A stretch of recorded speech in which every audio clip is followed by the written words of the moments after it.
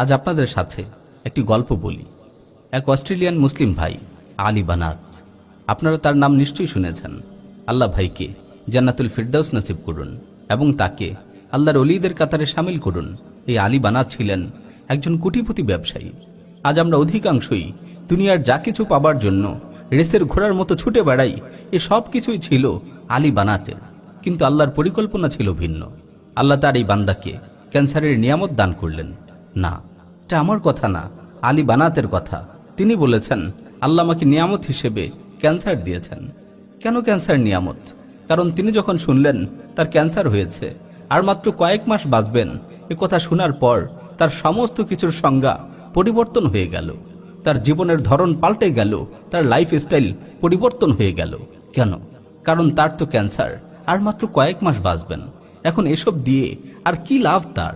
তাই তিনি সিদ্ধান্ত নিলেন এসব কিছুই আল্লাহর সন্তুষ্টির জন্য সাদাকা করে যাবেন। শুধু তাই নয়, শেষ পর্যন্ত তিনি নিজেকে এ কাজে নিয়োজিত রাখলেন। একটি দাওয়া প্রজেক্ট তৈরি করলেন, মুসলিম অ্যারাউন্ড দ্য ওয়ার্ল্ড। আজ সেই আলী বানাত কিন্তু নেই, কিন্তু তার কাজ, তার সাদাকা, তার দাওয়া ইলাল্লাহ দুনিয়ার বুকে রেখে গেছেন।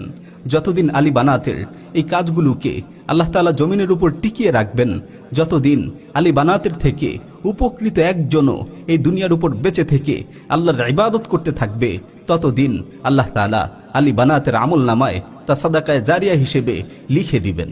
আলী বানাত পৃথিবী ছেড়ে চলে গেছেন, কিন্তু এখনো জারি আছে তার নেক আমলগুলো। আল্লাহ তার নেক আমলগুলোকে কিয়ামত পর্যন্ত জারি রাখুন।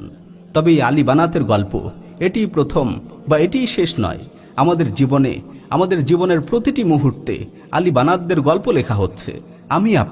আমরা প্রত্যেকেই আলী বানাত। প্রিয় ভাইয়েরা, আমি এমন একটি ঘটনা শুনেছিলাম। এক ছেলে অশ্লীলতায় আসক্ত ছিল। সে নিজে তার মোবাইলের মাধ্যমে এমন একটি সাইটে সাবস্ক্রাইব করে রেখেছিল, যেই সাইটে নোংরা কোনো ছবি আসলে তার মোবাইলে অটোমেটিক চলে আসতো। সে আবার এগুলোকে তার বন্ধুদের মোবাইলে ফরওয়ার্ড করে রেখেছিল, অর্থাৎ সে পেলে তার বন্ধুরাও অটোমেটিক পেয়ে যেত।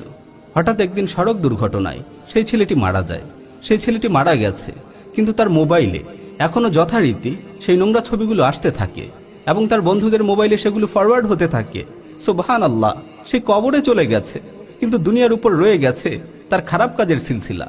তাহলে দেখেন, একদিকে আলী বানাত যার মৃত্যুর পর ভালো কাজের ধারা অব্যাহত রয়েছে, আর আরেকদিকে এমন কেউ যার মৃত্যুর পর খারাপ কাজের ধারা অব্যাহত রয়েছে। আমাদের এই সমাজে এমন কত উদাহরণ রয়েছে যারা নিজেরা সারা জিন্দেগি পাপের মাঝে ডুবে থাকে। শুধু তাই নয়, অন্যের জন্য পাপের রাস্তা তৈরি করে এবং তার মৃত্যুর পরেও তার পাপ কাজের সিলসিলা